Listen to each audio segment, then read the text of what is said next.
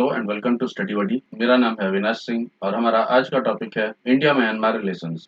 आज हम India Myanmar relations के बारे में डिस्कस करेंगे। इंडिया म्यांमार रिलेशंस के हिस्टोरिकल बैकग्राउंड और इंडिया म्यांमार रिलेशंस का सारे एंगल्स को डिस्कस करेंगे जिससे भारत को म्यांमार के साथ फायदा है। तो चलिए आज का लेक्चर शुरू करते हैं। इंडिया म्यांमार रिलेशंस के बीच में बुद्धिज्म एक सबसे इम्पोर्टेंट कनेक्टिंग लिंक है। म्यांमार को प्रीवियसली बर्मा कहा जाता था और एंशिएंट टाइम में गौतम बुद्धा ने अपने 2 मॉन्क्स को म्यांमार भेजा था बुद्धिज्म को प्रमोट करने के लिए। उनका नाम था तपुसा और भल्लिका और उन्होंने अपने बाल तोड़ कर दिए थे उन मॉन्क्स को। वो मॉन्क म्यांमार जाके एक स्वेस्डागोन में एक पगोडा बनवाते हैं और उस पगोडा को अभी स्वेस्डागोन जेडी-डॉ के नाम से जाना जाता है। सम्राट अशोक ने भी अपने शासन काल में मिशनरीज को बर्मा भेजा था और ये जो बर्मा के लोग हैं, म्यांमार के लोग हैं, इनका ओरिजिन ट्रेस किया जाता है गंगा के पठारी भाग के तरफ से। ऐसा कहा जाता है कि ये लोग मेनली क्षत्रियस हैं और म्यांमार में माइग्रेट कर गए थे और 17th सेंचुरी के प्यू डायनेस्टी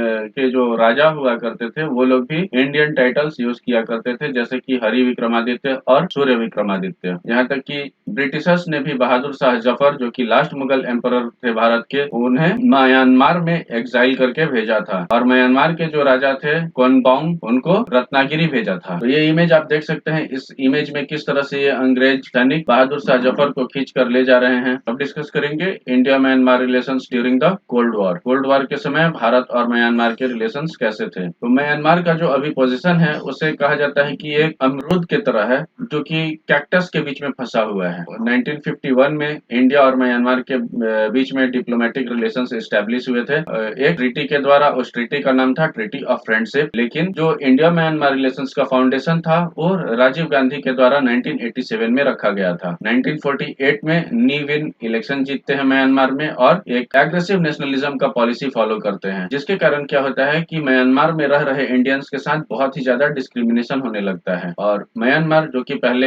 एक ब्रिटेन का कॉलोनी था, उसे भी इंडिपेंडेंस 1948 में ही मिला था और जो ब्रिटिशर्स थे उन्होंने चेटियार कम्युनिटी के बहुत सारे वर्कर्स को प्लांटेशंस पे काम करने के लिए म्यांमार लेकर गए थे। 1988 में नी विन रिजाइन कर देते हैं और इसके कारण क्या होता है कि एक रेफरेंडम होने लगता है और उस रेफरेंडम में ये डिसाइड करना होता है कि म्यांमार कौन सी पार्टी सिस्टम को अडॉप्ट करेगा। क्या वो मल्टी पार्टी डेमोक्रेटिक सिस्टम होगा। और 1988 में एक रिवोल्ट होता है जिसे 8888 रिवोल्ट भी कहा जाता है। इसे 8888 रिवोल्ट इसलिए कहा जाता है क्योंकि ये रिवोल्ट 8 अगस्त 1988 को हुआ था। इस रिवोल्ट के लीडर थे ऑन्ग सान सू की और वो डेमोक्रेसी के लिए फाइट कर रही थी। वो इलेक्शन जीतती हैं, लेकिन म्यांमार की जो मिलिट्री जुंटा होती है वो क्या करती है कि जो ऑन्ग सान सू की के सपोर्टर्स थे उनके ऊपर एक बहुत बड़ा क्रैकडाउन लॉन्च कर देती है और उन्हें बहुत मारती पीटती है, उनके ऊपर बहुत ज्यादा अत्याचार किया जाता है। इसके बाद जनरल सो होंग म्यांमार का कंट्रोल ले लेते हैं और वो state law and order restoration council को इस्टेब्लिश करते हैं। फिर 1990 में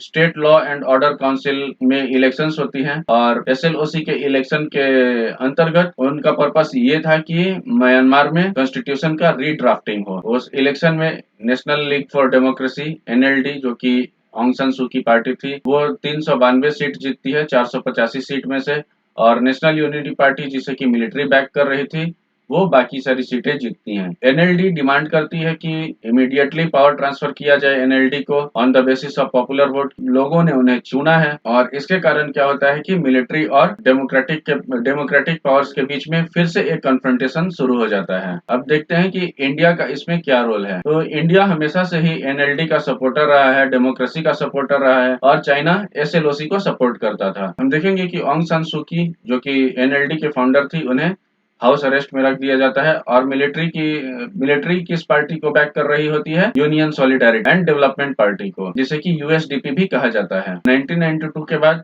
म्यांमार ये डिसाइड करता है कि वो एक ओपन इकोनॉमी बनेगा और वो आसियान को ज्वाइन कर लेता है। आसियान क्या है, association of south east Asian Nations. और इसके साथ ही म्यांमार में मार्शल लॉ खत्म हो जाता है। 1993 के बाद इंडिया और म्यांमार के बीच में इकोनॉमिक रिलेशंस थोड़े बहुत बनते हैं, जिसके कारण म्यांमार और इंडिया के रिलेशंस में बहुत ज्यादा सुधार आती है। अब देखेंगे India main strategic interest in Myanmar. India का म्यांमार में क्या स्ट्रेटेजिक इंटरेस्ट है। तो पहला है म्यांमार को एनर्जी सिक्योरिटी के लिए यूज करना। दूसरा कि चाइना के इन्फ्लुएंस को लिमिट करना, उसके ग्रोथ को वहां पर रोकना। म्यांमार म्यांमार को एक लिंक बनाना एक्ट ईस्ट पॉलिसी के अंतर्गत, ताकि वो इंडिया साउथ ईस्ट एशिया से कनेक्ट कर सके, और ये इंश्योर करना कि म्यांमार की टेरिटरी आसामीज, मणिपुरी और नागा इंसर्जेंट के द्वारा नहीं यूज किया जाए। हमारा next topic, Myanmar as the backbone of India's act east policy. Myanmar किस तरह से इंडिया के एक्ट ईस्ट पॉलिसी का रीढ़ का हड्डी है। म्यांमार इंडिया की एक्ट ईस्ट पॉलिसी के लिए सबसे इम्पोर्टेंट कंट्री है। इंडिया ने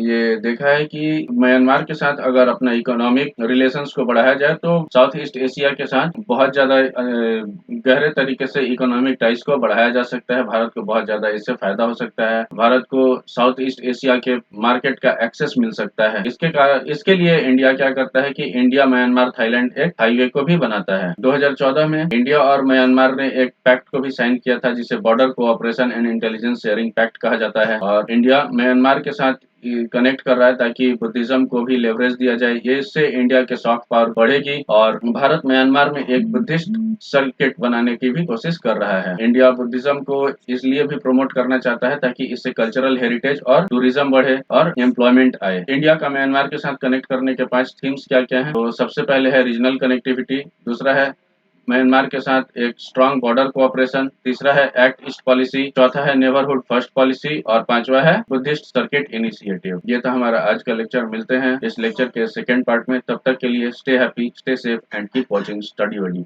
thank you for watching study buddy.